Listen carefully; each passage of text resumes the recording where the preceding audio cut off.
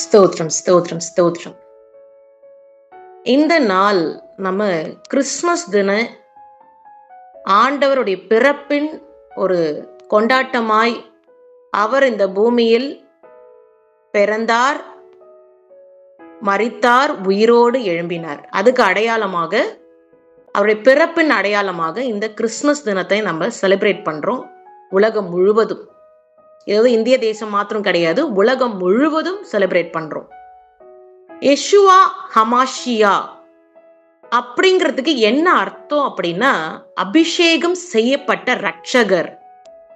இந்த உலகத்திலேயே பாத்தீங்கன்னா வேற யாருக்குமே இந்த டைட்டில் கொடுக்கப்படல. ஹமாஷியா, ஹமாஷியா, அபிஷேகம் செய்யப்பட்டவர், த அனாயிண்டட் ஒன் அப்படிங்கிற ஒரு பெரிய பெயர் யாருக்குமே கொடுக்கப்படல. இயேசு கிறிஸ்து, இயேசுக்கு மாத்திரம் தான் இது கொடுக்கப்பட்டிருக்கு. அல்லேலூயா. யேசுவா ஹமாஷியா, அவருடைய பெயர் யெஷுவா. யெஷுவா, நீங்க யெஷுவான்னு கூப்பிட்டீங்கன்னா உடனே பரலோக வாசல் அப்படியே ஃபுல்லா திறக்கப்படுகிறது. யெஷுவான்னு கூப்பிட்டீங்கன்னா உடனே பரலோக வாசல் அப்படி ஃபுல்லா திறக்கப்படுகிறது. ஆண்டவரே உமக்கு நன்றி, நன்றி, நன்றி. இந்த நாளிலும் எங்களோடு கூட நீர் இருந்து எங்களை வழிநடத்தி வந்த கிருபைக்காக கொடா கொடி நன்றி. இப்போ நம்ம வேத வசனங்களை வாசித்து ஆண்டோடைய காரியங்களை நம்ம, அவருடைய பிறப்பின் மகத்துவத்தை நம்ம பார்க்கலாம். அல்லேலூயா. ஏசப்பா உமக்கு நன்றி. யோவான் 1 அதிகாரம் 14 வசனம். John 1 chapter 14th verse. அந்த வார்த்தை மாம்சமாகி கிருபையினாலும் சத்தியத்தினாலும் நிறைந்தவராய் நமக்குள்ளே வாசம் பண்ணினார். அவருடைய மகிமையை கண்டோம்.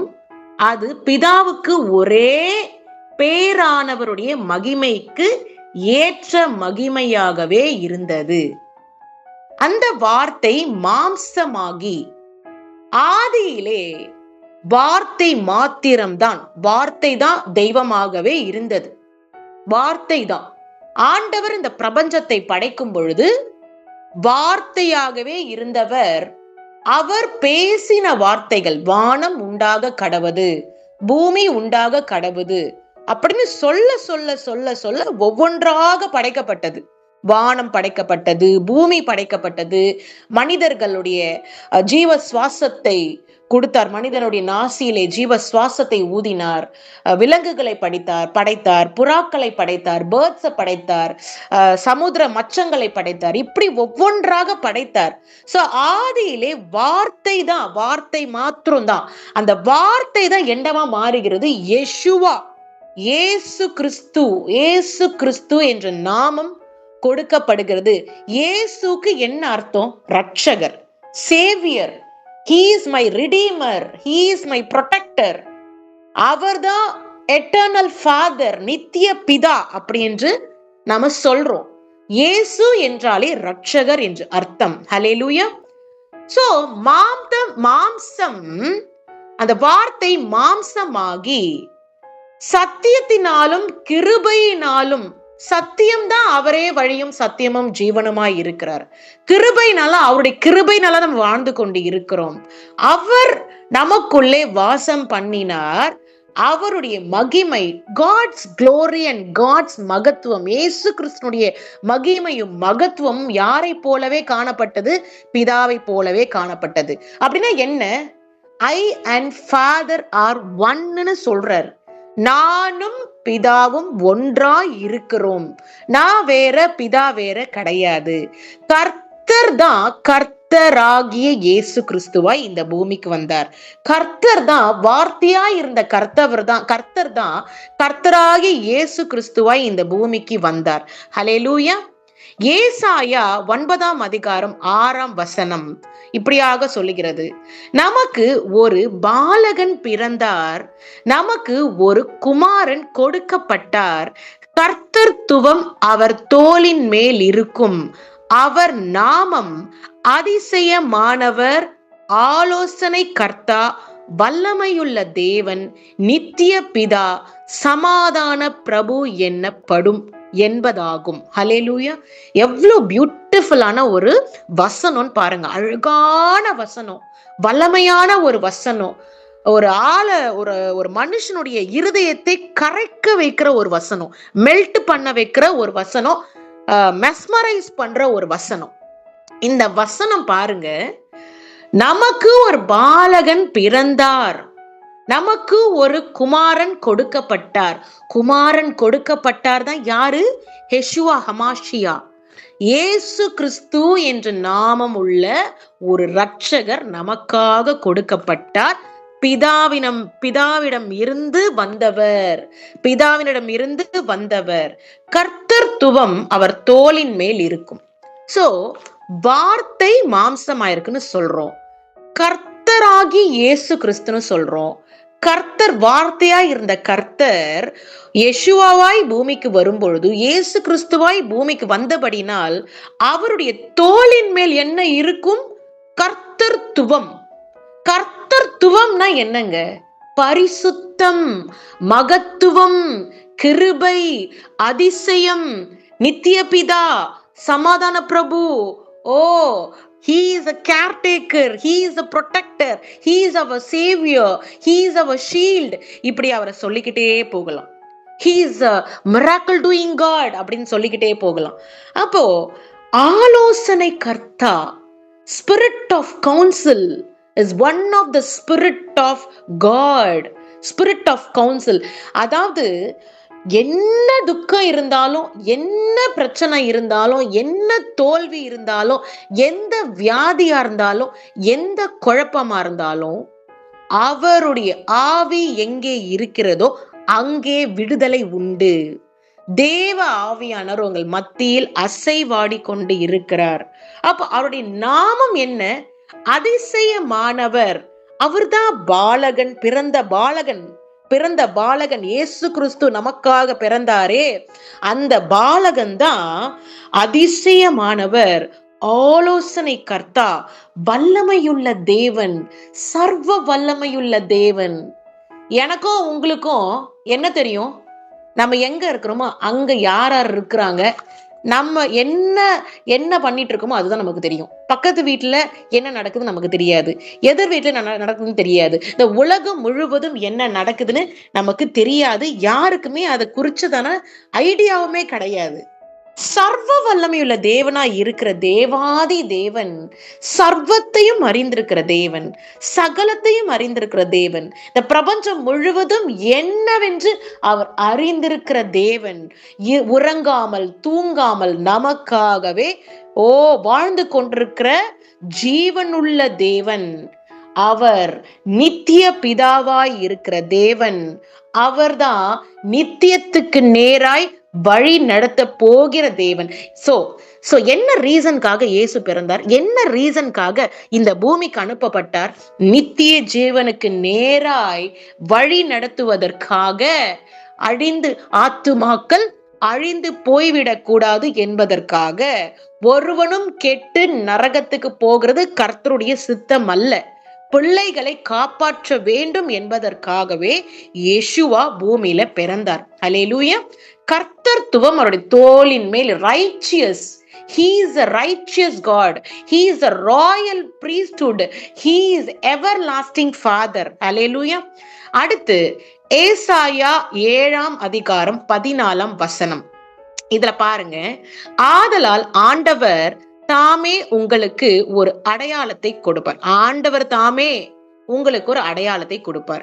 இதோ ஒரு கன்னிகை கர்ப்பவதியாகி ஒரு குமாரனை பெறுவாள், அவருக்கு இமானுவேல் என்று பெயரிடுவாள் என்பதாகும். அல்லேலூயா. ஒரு கன்னிகை கர்ப்பவதி ஆகிறது, உலகம் ஏற்றுக்கொள்ளுமா? உலகத்துல இது என்ன சொல்லுவாங்க? ஒரு கன்னிகை கர்ப்பவதி ஆகுறாங்க. யாரால? பரிசுத்த ஆவியானவரால. வார்த்தையாயிருந்த கர்த்தர், வார்த்தையாயிருந்த கர்த்தர், அவருடைய சிரசின் மேல் இருக்கிற அக்கினி, அவருடைய சிரசின் மேல் இருக்கிற ஃபயர், அவருடைய சிரசின் மேல் இருக்கிற அபிஷேகம், சிரசின் மேல் இருக்கிற காணப்படுகிற அக்கினி, இப்படி பரிசுத்த ஆவியானவரால் கர்ப்பவதியானால், அப்ப கன்னிகையா இருக்கும் போது தான் கர்ப்பவதி ஆக முடியும். ஒருத்தரோட மேரேஜ் ஆகும் பொழுது அவங்க பயாலஜிக்கல் ஃபாதரா மாறிடுவாங்க. அந்த அப்பா பயாலஜிக்கல், யோசேப்பு பயாலஜிக்கல் ஃபாதரா மாறிடுவாரு. அந்த மாதிரி இருக்க கூடாது. ஏன்னா நம்முடைய தேவன் பரிசுத்த தேவன், அவர் தெய்வம். அப்ப தெய்வமா இருக்கிறபடினால் ஒரு கன்னிகை, ஆப்வியஸ்லி ஒரு கன்னிகை தான் கர்ப்பவதி ஆக முடியும். அதுதான் சரியா இருக்கும். நீதியின்படி பரலோகத்தின் நியமம், இது ஒரு பரலோகத்தின் நியமம். ஒரு கன்னிகை கர்ப்பவதி ஆகணுங்கிறது பரலோக நியமம். அதன்படியாகவே பரிசுத்த ஆவியானவரால் ஒரு கன்னிகை கர்ப்பவதியாகி ஒரு குமாரனை பெற்றெடுத்தாள். அப்படி பெற்றெடுத்த அந்த குமாரனுக்கு தான் என்னன்னு பேரிடுவாங்கன்னு சொல்லப்படுகிறது, இமானுவேல். ஹல்லேலூயா. மத்தேயு 1ஆம் அதிகாரம் 21ஆம் வசனத்தை வாசிக்கலாம். அவள் ஒரு மகனை பெறுவாள், நீ அவருக்கு இயேசு என்று பெயரிட வேண்டும். இயேசு என்று பெயரிட வேண்டும். ஏனெனில் அவர் தம் மக்களை அவர்களுடைய பாவங்களிலிருந்து ரட்சிப்பார் என்று கூறுகிறது. இது யோசேப்புக்கு தேவதூதன் கூறிய செய்தி. இயேசுவின் பிறப்பும் அதனுடைய நோக்கத்தையும், ஹல்லேலூயா, அதனுடைய அர்த்தத்தையும் யாருக்கு கொடுக்கப்பட்டது? தேவதூதன் யோசேப்பு தான் மேரிக்கு, மரியாளுக்கு நியமிக்கப்பட்ட ஒரு கணவர். ஹல்லேலூயா. இப்ப பாருங்க, ஒரு மேல் ஃபீமேல், ஆண் மகன் பெண் மகள் இருக்கிறாங்க. அவங்க 2 பேருக்கும் திருமணம் ஆக போகுது. அவங்க வெர்ஜினா இருக்காங்க, கன்னிகையா இருக்கிறாங்க. அப்போ திருமணம் ஆகும் பொழுது எப்படிப்பட்ட எக்ஸைட்மெண்டா இருக்கும்? நம்மளுடைய ஒய்ஃபை நம்ம நேசிக்கணும், அவங்களுக்கு எப்படி இருக்கும், நம்ம கணவரை நம்ம நேசிக்கணும், அவருக்கு உண்மை உள்ளவரா இருக்கணும். யோசிப்பு, நான் அவளுக்கு உண்மை உள்ளவளா இருக்கணும் அப்படின்னு ஒரு பெரிய அண்டர்ஸ்டாண்டிங்குள்ளதான் ஒரு திருமண பந்தத்துக்குள்ள வரத்துக்கு முன்னாடி இவங்க தான் நான் கட்டிக்க போறேன், இவங்க தான் நான் கல்யாணம் பண்ணிக்க போறேன் அப்படின்னு இருக்கும். அந்த மாதிரியான ஒரு சமயத்துல, ஹல்லேலூயா, அந்த மாதிரியான ஒரு சமயத்துல கன்னிகையா இருக்கும் பொழுதே கர்ப்பவதி ஆனாங்க. அவங்க சேர்ந்து வாழ்றதுக்கு முன்னாடியே ஆயிட்டாங்க. அப்ப இந்த ஒரு விஷயத்த தேவதூதன்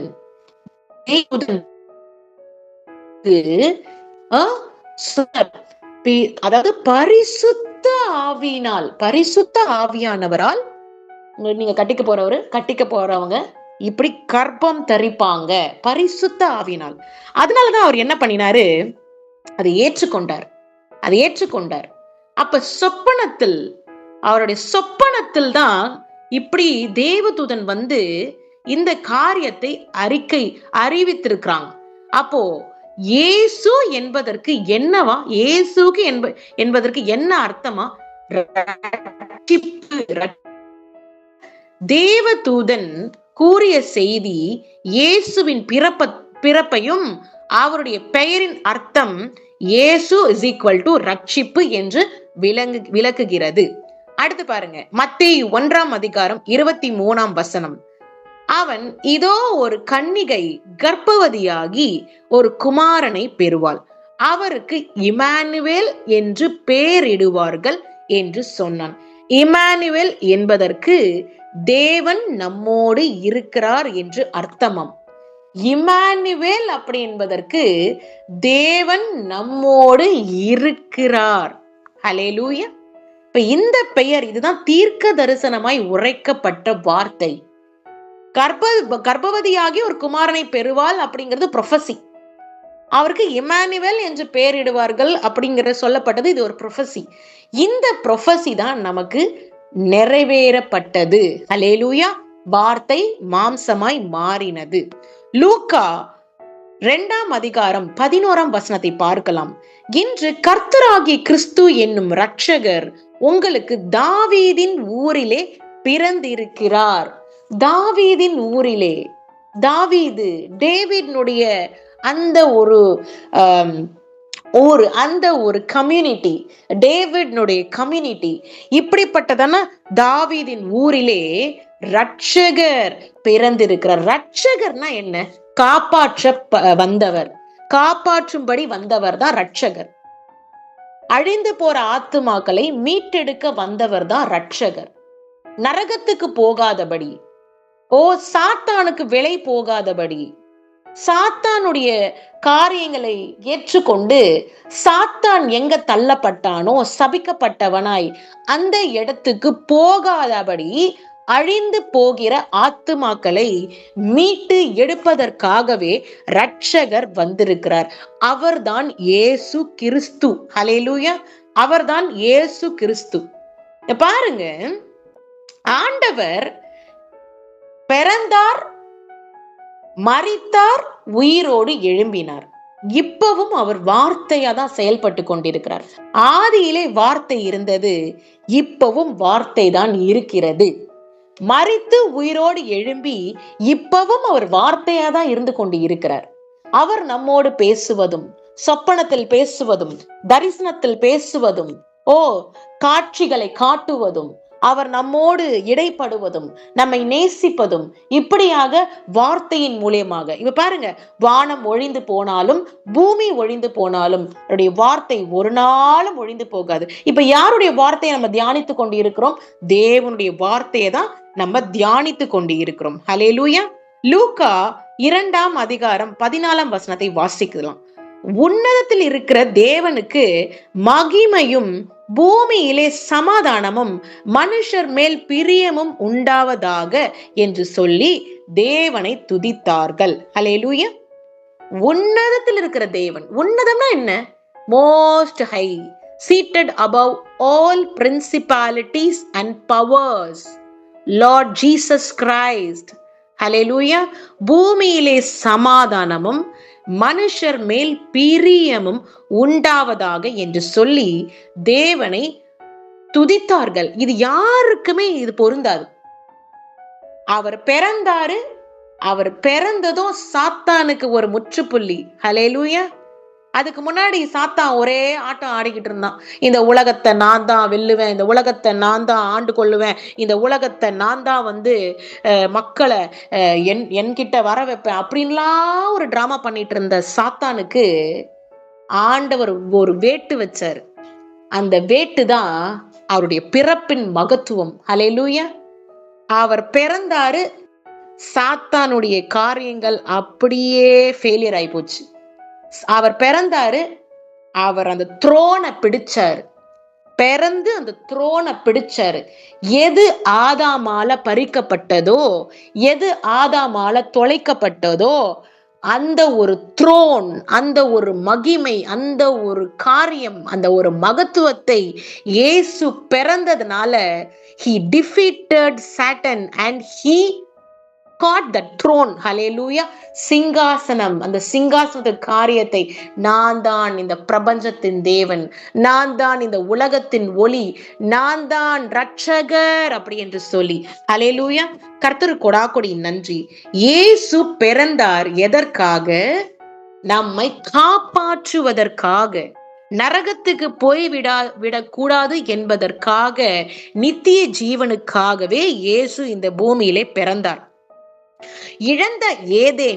இழந்த ஏதேனை திரும்ப பெற்றுக்கொள்ள, இழக்கப்பட்ட ஏதேன் தான் அந்த ஏதேன் தோட்டத்துல, நீ வேர்வை சிந்தி உழைக்க வேண்டாம், உனக்கு சகலமும் இந்த ஏதேன் தோட்டத்துல இருக்குது அப்படின்னு கர்த்தர் இந்த ஆதாமை படைத்தார். ஆதாம் சொல் பேச்சு கேட்காம சாத்தானுடைய பேச்சை கேட்டு பழத்தை சாப்பிட்டு பாவத்தை சுமந்து ஏதேனை விட்டே துரத்தப்பட்டார். சோ என்ன விட்டு துரத்தப்பட்ட என்ன பண்ணும்?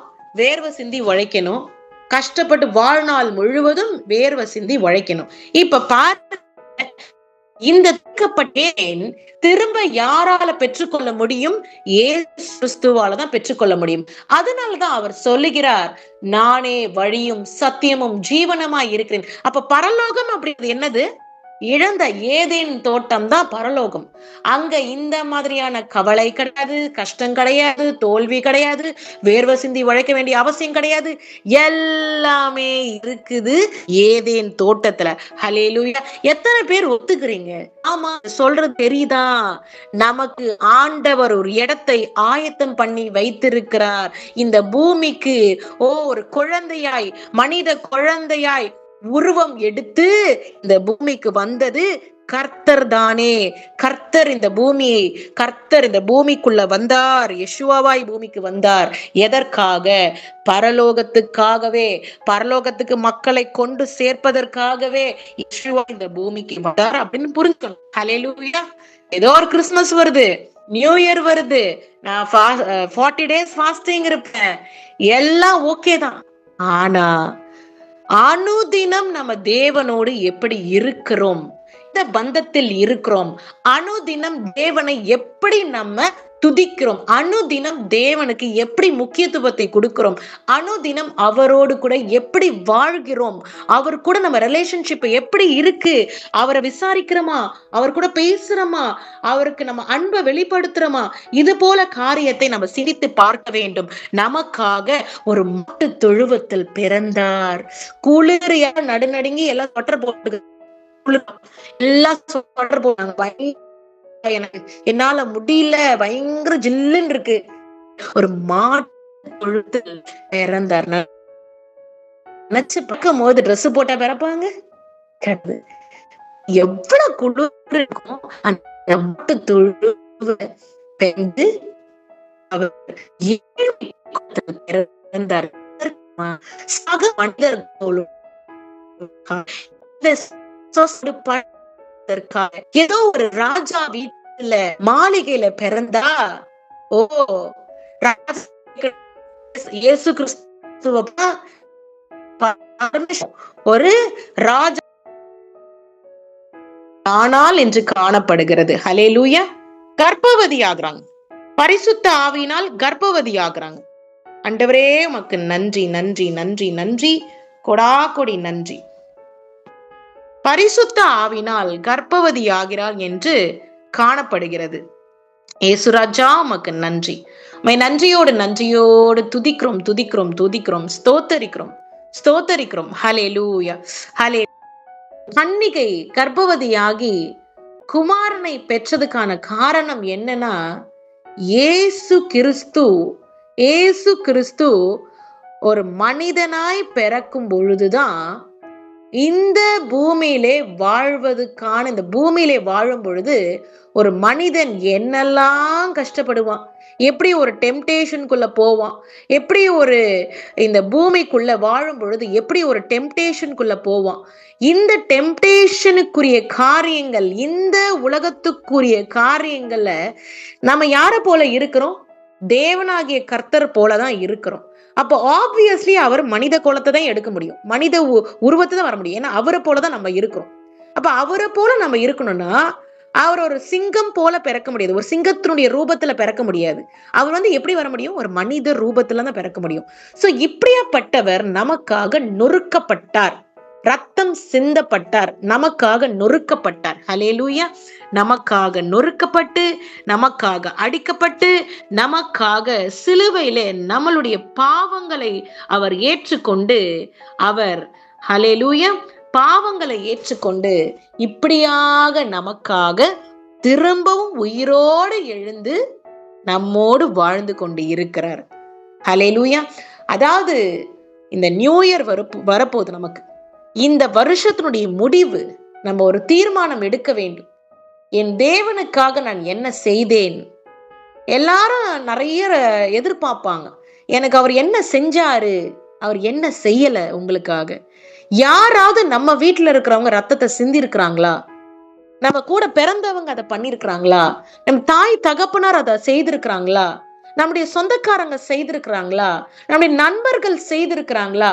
இல்ல, யாருமே பண்ணல. அவர் நமக்காக ரத்தத்தையே சிந்திருக்கிறாரு. அது கூட எப்படி?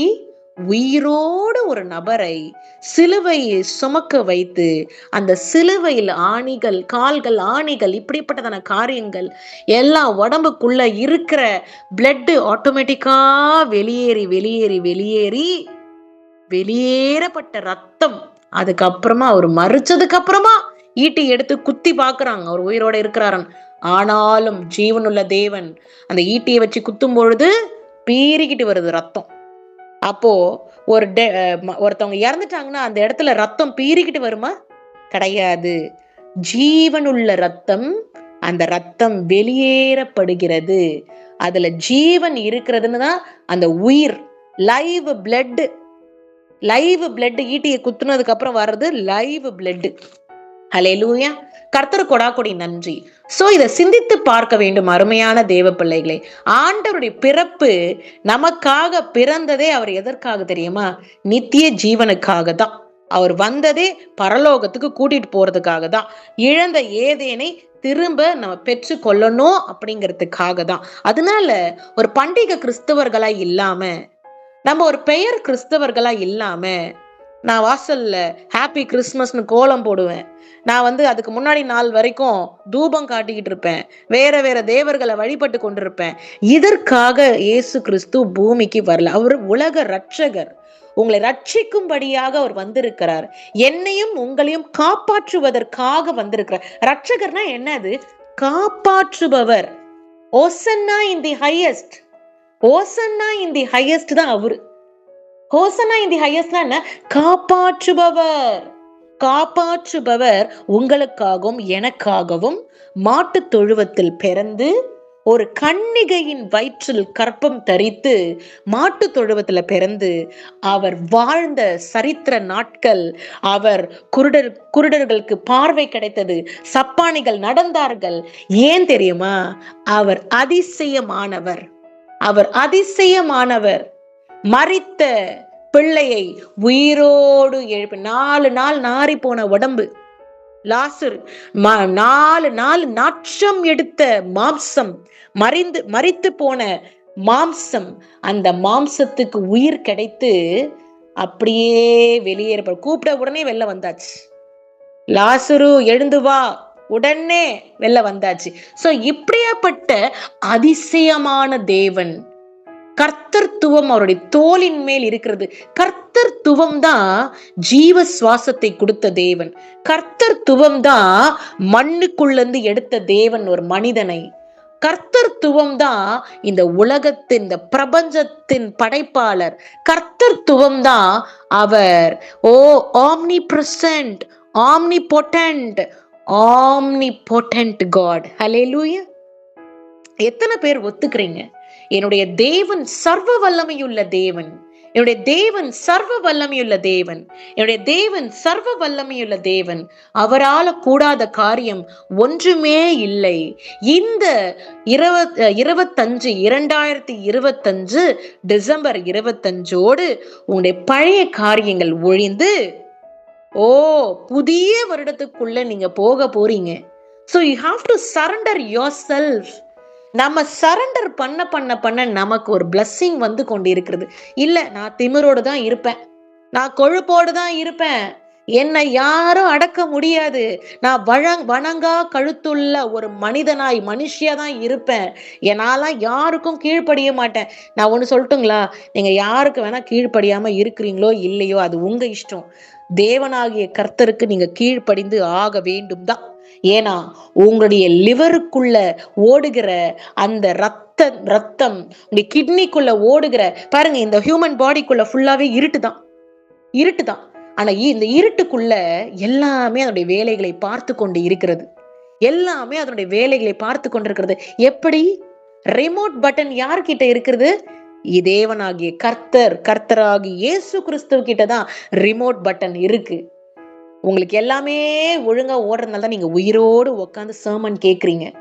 ஒரே ஒரு ரிமோட் பட்டன்ல ஒரே ஒரு நாள் நான் இந்த பொண்ணுக்கு ஆஃப் பண்ணிக்கிறேன் அப்படின்னா நம்ம உயிர் போயிடும். அதனால ஜஸ்ட் திங்க் பண்ணி பாருங்க. நீங்க யாருக்கு வேணா நீங்க அடங்காம இருங்க, அது உங்க விருப்பம். ஆனா தேவனாகிய கர்த்தருக்கு நீங்க அடங்கிதான் ஆகணும். நீங்க முட்டி போட்டுதான் ஆகணும். நீங்க வணங்கா கழுத்துள்ளவர்கள் போல இருக்கக்கூடாது. அவர் பிறந்தார் நமக்காக, அவர் மரித்தார் நமக்காக, அவர் உயிரோடு எழும்பினார் நமக்காக, நமக்காகவே தான் அவர் இருக்கிறார். ஓ, தேவ ஆவியானவர் அசைவாடி கொண்டிருக்கிறார். அருமையான தேவ பிள்ளைகளே, ஏதோ ஒரு நாள் வருது, ஏதோ ஒன்று நம்ம பண்றோம் அப்படிங்கறது நீங்க சிந்திக்காம, டெய்லி தினம்தோறும் தேவன் எதற்காக மரித்தார், தினம்தோறும் தேவன் எதற்காக பிரிந்தார், இழந்த ஏதேன், இதனுடைய மெயின் பர்பஸ் என்னன்னா, இழந்த ஏதேனை திரும்ப பெற்றுக்கொள்ள வேண்டும். அதனால்தான் நானே ஜீவனுமாய் இருக்கிறேன், நானே வழியுமாய் இருக்கிறேன், நானே ஜீவனாய் இருக்கிறேன், நானே வழியாய் இருக்கிறேன், நானே சத்தியமாய் இருக்கிறேன். அவர்தான் சத்தியம். சத்தியம் எங்க இருக்கிறதோ சத்தியம்தான் விடுதலையாக்கும், சத்தியம்தான் விடுதலையாக்கும். அதனாலதான் யெஷுவா பூமிக்கு வந்து பிறந்து வளர்ந்து அவர் சுவிசேஷத்தை அறிவித்தார், உலக மக்களுக்கு சுவிசேஷத்தை அறிவித்தார். தன் யார் என்று சொன்னார். நீங்க கூறுகிறபடியே நான் போதகரும் ஆண்டவருமாய் இருக்கிறேன் அப்படின்னு அவரே ஒற்றுக்கொண்டார். நீங்க கூறுகிறபடியே என்னை போதகர் என்றும் ஆண்டவர் என்றும் கூறுகிறீர்களே, அதே போலதான் நான் அவர்தான் அப்படி என்று சொல்லி, ஐ எம் மெஸ்ஸியா, நானே உலக ரட்சகர் என்று அவர் ஏற்றுக்கொண்டார். ஹல்லேலூயா. எத்தனை பேரு நான் இந்த நேரத்துல சந்தோஷமா இருக்கேன், இயேசு எனக்காக பிறந்தாரு, நான் ரொம்ப ஹாப்பியா இருக்கேன்னு எத்தனை பேர் நீங்க ஒத்துக்கிறீங்க? ஒத்துக்கிறவங்க இருக்கிற இடத்துலயே ஹல்லேலூயா சொல்லுங்க. கர்த்தர் உங்களை ஆசிர்வதிப்பார், கர்த்தர் உங்களோடு கூட இருப்பார். ஒரு வர்ஜினுடைய கன்னிகனுடைய கற்ப பையில பரிசுத்த ஆவியானவர் ஒரு முத்து போல சொக்க தங்கத்தை உருவாக்கி இருக்கிறார். அந்த சொக்க தங்கம் தான் யெஷுவா. அந்த சொக்க தங்கம் தான் யெஷுவா. ஹல்லேலூயா. கர்த்தருக்கு கொடாகொடி நன்றி. ஏசுராஜா உமக்கு நன்றி. அந்த சொக்க தங்கம் தான். சொக்க தங்கம்னா என்னங்க? பியூரிட்டி. சொக்க தங்கம்னா அங்க அழுக்கு கிடையாது. சொக்க தங்கம்னா எங்க? அங்க பியூர், பளபளவென்று. அப்போ ஒரு கோல்டு பளபளன்னு ஆகணும்னா அது நல்லா நொறுக்கப்பட்டு தீட்டப்பட்ட ஒரு பாலிஷ் போனாதான் அந்த சொக்க தங்கம் நமக்கு கிடைக்கும். அப்போ சொக்க தங்கமா இருக்கிற இயேசு யாரால அனுப்பப்பட்டவர்? பரிசுத்த ஆவியினால், பரிசுத்த ஆவியானவரால் மேரினுடைய மரியாளுடைய கற்பப்பையில ஒரு முத்து போல, ஒரு வைடூரியம் போல, ஒரு பயங்கரமான பிரகாசமான ஒளி. அவர் பிறந்த உடனே ஒரு பெரிய ஒளி. அந்த ஸ்டார் பார்த்த உடனே தெரிஞ்சுக்கிட்டாங்க, இவர்தான் தேவகுமாரன். ஹல்லேலூயா. அந்த ஸ்டாரை பார்த்த உடனே, star represents who he is. அந்த ஸ்டார் அப்படியே அவர் பிறந்த உடனே ஒரு பெரிய ஸ்டார் அப்படியே பளிச்சுன்னு எரிஞ்சா எப்படி இருக்கும்? கர்த்தர் தான் இயேசு கிறிஸ்துவாய் பூமிக்கு வந்தவர். அதுதான் அதனுடைய அர்த்தம். யெஷுவா ஹமாஷியா நமக்காக இருக்கிறவர், யெஷுவா ஹமாஷியா நமக்காக மரித்தவர், யெஷுவா ஹமாஷியா நமக்காக உயிரோடு எழுந்து நம்மோடு வாழ்ந்து நம்மை நிரப்பிக் கொண்டு நம்மை அபிஷேகித்து கொண்டு நம்மோடு பேசுகிறவர் அவர்தான். ஹல்லேலூயா. நம்ம ஒரு ஜெபத்தை செய்து முடிப்போம். இது பாத்தீங்கன்னா, இந்த வசனங்கள் இப்ப வாசிச்ச வசனங்கள் எல்லாமே பாத்தீங்கன்னா நியூ டெஸ்டமெண்ட், புதிய ஏற்பாடுல இருக்கிற வசனங்கள். ஹல்லேலூயா. மத்தேயு, லூக்கு, யோவான் இதெல்லாம் நம்ம வாசிச்சிருக்கோம். இது உங்க ஃப்ரீயா இருக்கிற டைம்ல தியானம் பண்ணி பாருங்க. எங்கெங்கெல்லாம் இயேசு பிறந்திருக்கிறார் அப்படின்னு கோட் பண்ணியிருக்கிறோம், அந்த வசனத்தை எடுத்து நம்ம பேசியிருக்கிறோம். அதனால ஏதோ நான் என்னுடைய குழந்தையுடைய புக்ல இருந்து எடுத்து நான் பேசல. இயேசு எங்கெங்கெல்லாம் பிறந்திருக்கிறாருன்னு எழுதப்பட்டிருக்குது அப்படின்னு எடுத்து வாசிச்சிருக்கிறோம். அதனால அவருக்கு ஒரு பெயர் உண்டு. அந்த பெயர் என்னன்னா அதிசயம். அவருக்கு ஒரு பெயர் உண்டு, அதிசயம். உங்க வாழ்க்கையில அவருக்கு ஒரு பெயர் உண்டு, அதிசயம் அப்படிங்கறது நீங்க கிளைம் பண்ணீங்கன்னா நிச்சயமாகவே உங்களுக்கு அதிசயம் நிச்சயமாகவே நடக்கும். சிஸ்டர் ஏதோ கால சொல்றாங்க, கிடையாது, வசனம் சொல்லுது. சிஸ்டர் சொல்லல, ஏன்னா அவர் அதிசயமானவர் அப்படிங்கிறது வேதத்துல உள்ள வசனம். ஹல்லேலூயா. கர்த்தர் கொடா கொடி நன்றி. சமாதான பிரபு, இதை குறித்து நான் ஒரு 2 வார்த்தை பேசுறேன். ஆண்டவராகிய இயேசு கிறிஸ்துவை தவிர வேற யாருமே சமாதானத்தை கொடுக்க முடியாது. அநேக இடங்களில் பாருங்க, முஸ்லிம்ஸ் சொல்றாங்க, ஜீசஸ் கிரைஸ்ட்னு சொல்லும் பொழுது பீஸ் பி அப்பான் யூ சொல்லுவாங்க. பீஸ் பி அப்பான் யூனா என்னது? உங்களுக்கு பீஸ் வரும், நீங்க சமாதானமா இருப்பீங்க அப்படின்றது சொல்றாங்க. அப்போ சமாதானம்னா யாரு கொடுக்க முடியும்? உண்மையான தெய்வத்தால தான் கொடுக்க முடியும். அவங்க என்ன சொல்றாங்கன்னு அவங்களுக்கே தெரியாம ஆட்டோமேட்டிக்கா ஜீசஸை குறிச்சு அவங்களுடைய வாழ்க்கையில வாழ்ந்து கொண்டுதான் இருக்கிறாங்க, பேசி கொண்டுதான் இருக்கிறாங்க. இதுவே ஒரு பெரிய டேர்னிங் பாயிண்ட கொண்டு வரும் அவங்களுடைய வாழ்க்கையில. அவங்களுக்கு இயேசுன்னு சொல்லும் பொழுதெல்லாம் பீஸ் பி அப்பான் யூன்னு சொல்றாங்க. எதுக்கு சொல்றாங்க? இயேசுவாலதான் அந்த பீஸை கொடுக்க முடியும். அப்போ ஒருத்தர் பீஸை கொடுக்கிறாரு, ஒருத்தர் சமாதானத்தை கொடுக்கிறாருன்னு சொன்னா அவர் தான் உண்மையான தெய்வமா இருக்க முடியும். எத்தனை பேர் ஒத்துக்கிறீங்க? உண்மையான தெய்வத்தினாலதான் அமைதியும் சந்தோஷமும் சமாதானமும் அன்பும். நீங்க இயேசுவை நேசிக்கிறீங்கன்னா கண்டிப்பா உங்க கணவரை நேசிப்பீங்க. நீங்க இயேசுவை நேசிக்கிறீங்கன்னா கண்டிப்பா உங்க மனைவியை நேசிப்பீங்க. நீங்க இயேசுவை நீங்க நேசிக்கிறீங்கன்னா கண்டிப்பா உங்களுடைய எதிராளியங்க கூட நீங்க நேசிப்பீங்க. ஹல்லேலூயா. அப்ப ஏன்னா இயேசுனாலே அன்புதான். God is love. இயேசுனாலே அன்புதான். நீங்க இயேசு அப்படின்னு நீங்க நேசிச்சிட்டீங்கன்னா இந்த உலகத்துல எல்லாரையும் நீங்க நேசிக்க முடியும். ஹல்லேலூயா. அப்போ இந்த நாள்ல உங்களுக்கு கிடைக்கப்பட்ட செய்தியினுடைய இது என்னன்னா, இயேசு அப்படின்பதற்கு உலக ரட்சகர். இயேசு அப்படின்பதற்கான அர்த்தம் ரட்சகர். அவர்தான் ஓசன்னா இன் தி ஹையஸ்ட். அவர் எங்களை காப்பாற்றுபவர். அவர் காப்பாற்றுபவர். அவரே அன்பாய் இருக்கிறவர். அவரே அன்பாகவும் அரவணைப்பு கொடுக்கிறவர். அதனால நானும் பிறரை நேசிப்பேன், பிறரோடு நான் சந்தோஷமா இருப்பேன், அவங்களுக்காக ஜெபிப்பேன், அவங்களுடைய நலனுக்காக நான் இருப்பேன் அப்படிங்கிற தீர்மானத்தை இந்த கிறிஸ்துமஸ் தினம் அப்ப நீங்க வர வச்சுக்கணும். உங்க வாழ்க்கையில இப்படி வர வச்சுக்கணும். நான் பிறருக்காக ஜெபிக்கிற மகளாய் மாறுவேன், பிறருக்காக ஜெபிக்கிற மகனாய் மாறுவேன். எனக்காக ஆண்டவர் ரத்தம் சிந்தினார், ஒரு ஆத்துமா கெட்டு நரகத்துக்கு போக கூடாது, நான் கர்த்தரிடம் கூட்டிட்டு வந்து சேர்ப்பேன்னு ஒரு கொள்கை எடுங்க. அவரை குறிச்சு சொல்லி கொடுங்க. நீங்க பெக் பண்ண வேண்டாம், ஆண்டவர் ஏற்றுக்கொள்ளுங்கன்னு பெக் பண்ண வேண்டாம். வசனத்தை எடுத்து வாசிச்சு காட்டுங்க. நீங்க இயேசு கிறிஸ்துவை விசுவாசிக்கல, நீங்க அக்செப்ட் பண்ணலன்னா யூ வில் பி கண்டெம்ட்னு சொல்லுங்க, யூ வில் பி லாஸ்ட்னு சொல்லுங்க. அதுதான் காஸ்பல் வழியாக சத்தியம்தான் ஒரு மனுஷனை விடுதலையாக்கும். எங்கே கர்த்தருடைய ஆவி இருக்கிறதோ அங்க விடுதலை உண்டு. நீங்க ஆண்டவருடைய சுவிசேஷத்தை பரப்பும் பொழுது அங்க விடுதலை உண்டு. ஏன்னா ஆண்டவருடைய சுவிசேஷத்தை சாதாரணமாக பரப்ப முடியாது. அவருடைய அபிஷேக வல்லமையை ஊற்றி உங்களை நற்செய்தியை அறிவிக்க வைப்பார். நற்செய்தியை சாதாரணமாக அறிவிக்க முடியாது. இப்ப நான் பேசிக்கொண்டிருக்கிறேன்னா அவரால் நிரப்பப்பட்டு நான் பேசிக்கொண்டு இருக்கிறேன். ஹல்லேலூயா. அவரால் நிரப்பப்பட்டு பேசிக்கொண்டிருக்கும் பொழுதுதான் உங்களுடைய இருதயத்தில் கிரியை நடக்கும். அப்போ நற்செய்தி எப்படி பரப்பப்படுகிறது? அபிஷேகத்தினால பரப்பப்படுகிறது. கர்த்தர் கொடாக்கொடி நன்றி. கர்த்தர் உங்களை ஆசிர்வதித்து பழகி பெருக செய்வார். கேட்ட அனைவருக்கும் நன்றி.